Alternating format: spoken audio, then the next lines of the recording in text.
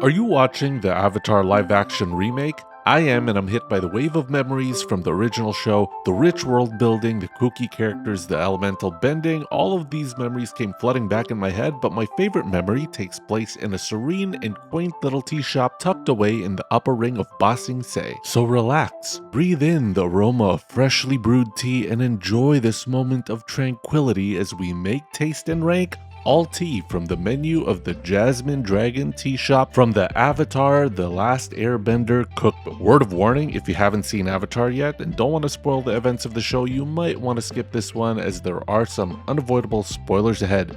See you in the next one. So I've been wanting to revisit the Avatar TLA cookbook for a while now. When I read it and saw that there was an entire chapter dedicated to the Jasmine Dragon Tea Shop, I knew I had to do a video on that eventually, since that was easily my favorite part of the show. Iroh is my favorite character in the story, and it made me happy to see him and Zuko step away from a life of war and violence and instead dedicate their efforts towards art and hospitality. The warm and comforting vibes of the Jasmine Dragon Tea Shop is such a stark contrast to their arc in the first season, and it really highlights Iroh's wisdom and Zuko's growth in the series. Now, full disclosure, I'm not really big on tea. I mean, I like iced tea or bubble tea, basically tea with a bunch of added sugar to it, but tea on its own, not gonna lie, a lot of the time I just think it's like drinking hot water. But I'm gonna go into this with an open mind and an open heart, and if anything's gonna open my eyes and give me tea enlightenment, it might be this. We're starting off our tea adventure with Iroh's favorite cure-all since he was just a wee young firebender, fresh ginseng tea. This is super simple. Take some 1/4-inch thick-sized coins of fresh ginseng and add it to a cup of hot water boiled to 195 degrees Fahrenheit. Let this steep for 5 to 8 minutes and see how you like the taste. If you prefer more intensity, then let it keep steeping, and that's pretty much it. The cookbook says that once you're finished, you can even reuse your ginseng for dinner, like in a ginseng and chicken soup.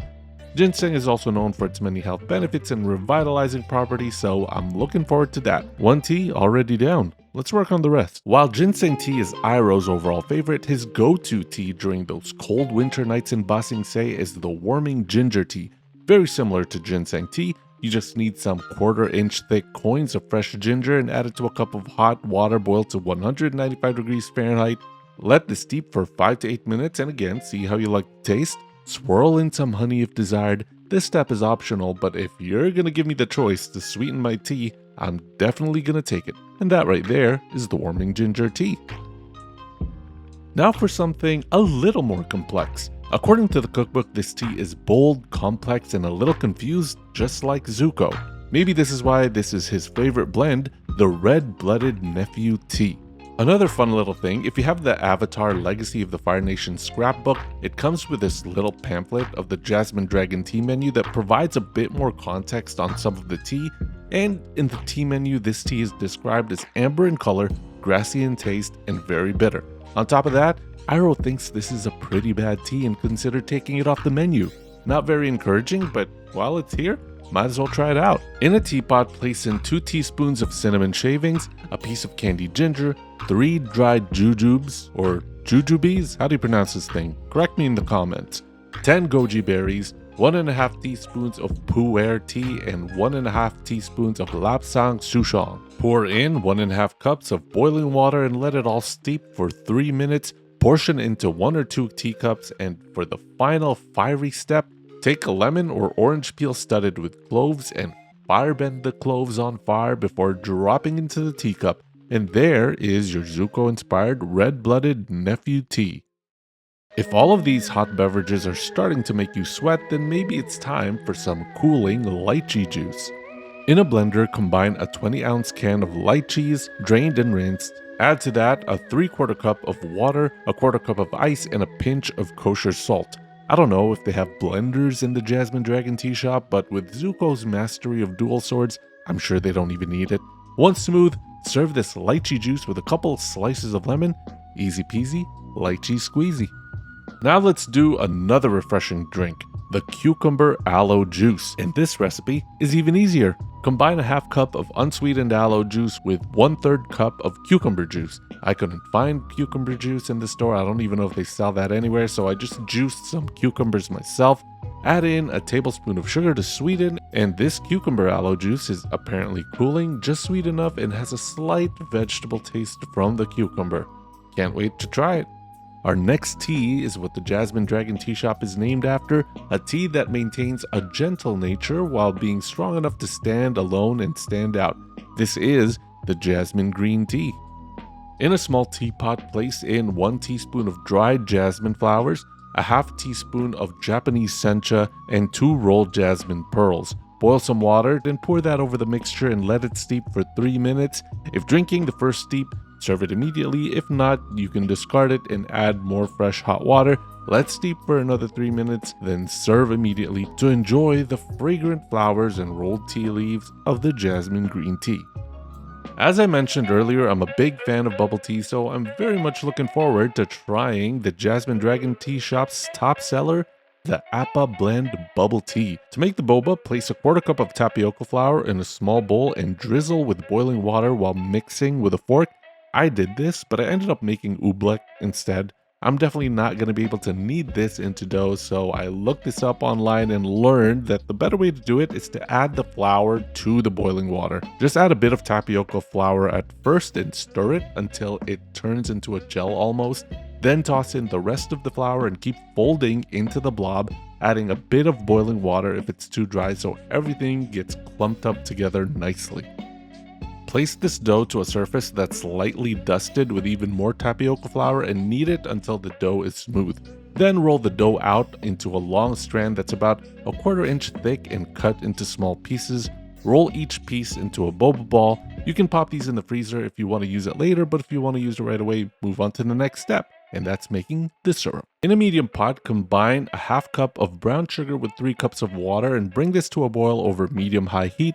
Once the sugar is melted, add in the boba balls, and once it's back to a light boil, cook this for around 20 minutes until translucent.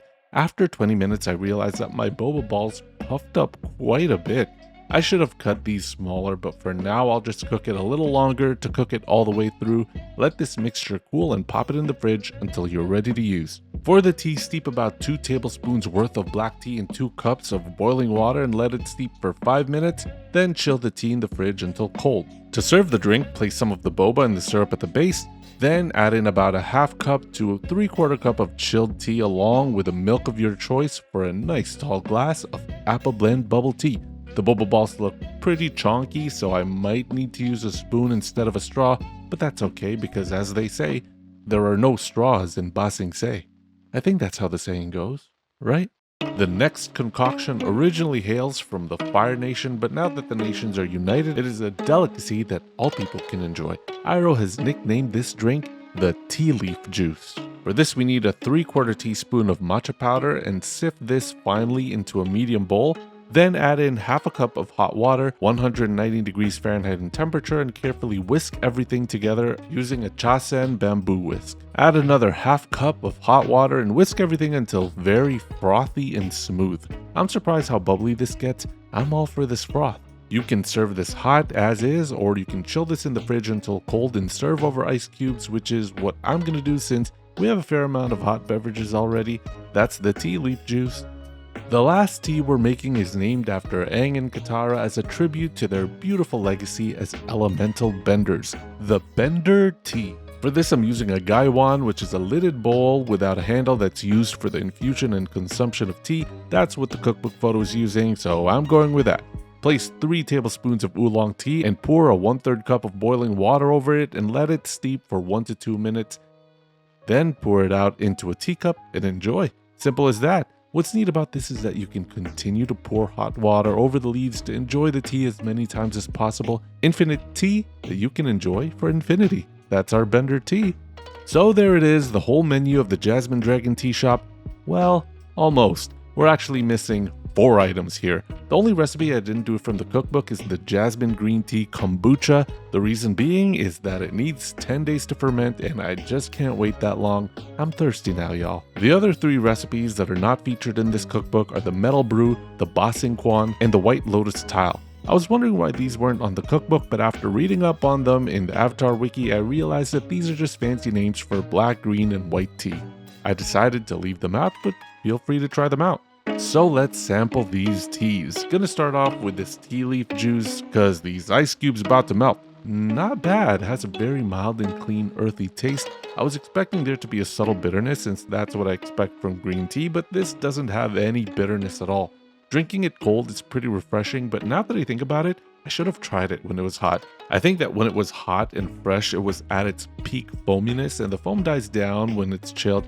I have a bunch of matcha powder left over, so next time I'm gonna try it hot and ultra foamy.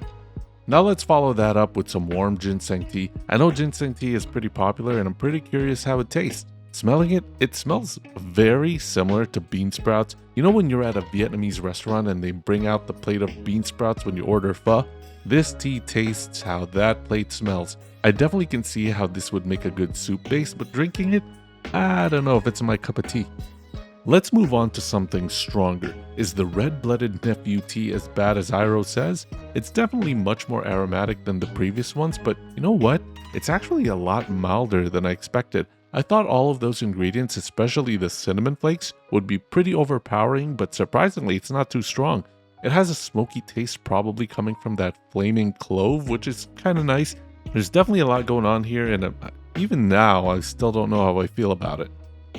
But I do have high hopes for this lychee juice. I mean, it's just canned lychees all blended up. What can go wrong? And as expected, it's delicious, icy and refreshing with a nice consistency and the right level of sweetness. I think the salt helps bring out that lychee flavor even more. And even though the lemon is just a garnish, you still get a hint of it, and I think it matches the lychee very well. I can drink a gallon of this. But before I do, let's continue our tea bender with this Bender tea. Taste-wise, pretty grassy and earthy, but I'll be honest, I can't really tell the difference between oolong, black tea, white tea, so I apologize if I'm describing them all the exact same way. I do really like the process of refilling tea in smaller portions like this. This way the tea isn't in a large pot with the water oversteeping and getting colder, and pouring it out and using the lid as a strainer is oddly satisfying for some reason. Very cool. But is it as cool as a cucumber aloe juice? This one is super tasty as well. I'm a big fan of aloe juice and I love the mouthfeel of those tiny jelly-like aloe pieces. The cucumber that I juiced up adds a refreshing grassy taste with a nice pulpy texture. I also just really like the color. What a pretty shade of green. Not much more to say other than I really like it. Now when I was trying the warming ginger tea, I did not notice that my camera battery died, so unfortunately I don't have any footage, but yeah, this is good stuff. I already knew I was gonna like this since honey lemon ginger tea is one of my go-tos, has that subtle spice from the ginger, and you bet I was very heavy-handed with that honey pour. Honey ginger tea just feels like a sweet warm hug, and I'll always enjoy a cup of this. Camera is back online in time for the Jasmine Green Tea. This one is a bit floral and again a bit grassy, but overall very light in taste as well. I probably would steep the tea longer next time as I can't really pick up how the jasmine and sencha taste like. Maybe my taste buds are shot, but I definitely would prefer a stronger tea than this. And finally, let's try the Appa blend bubble tea. I might have messed up the boba, but I think I got the milk tea color right. Taste-wise, yeah, it kind of tastes like the stuff from the store, has a nice strong tea flavor, and the sweetness level is just right. As expected, I made the boba way too big and it's not going to go down in the straw. Because it's bigger, I don't think I cooked it all the way through, so it's not as good as the stores, but not bad for a first-time homemade boba. So of all 9 Jasmine Dragon Tea Shop beverages I made from the cookbook, here are my rankings. 9th is the fresh ginseng tea, 8th is the Jasmine Green Tea, 7th is the red-blooded Nephew Tea, 6th is the Bender Tea, 5th is the tea leaf juice, 4th is the Appa blend bubble tea, 3rd is the warming ginger tea, 2nd is the cucumber aloe juice, and 1st is the lychee juice. Surprise, surprise, the 2 non-tea juice items ended up being on top of my list. This tea bending experiment might not have changed my mind on tea, but I'm really looking forward to seeing the Jasmine Dragon Tea Shop in live action. Looking forward to season 2.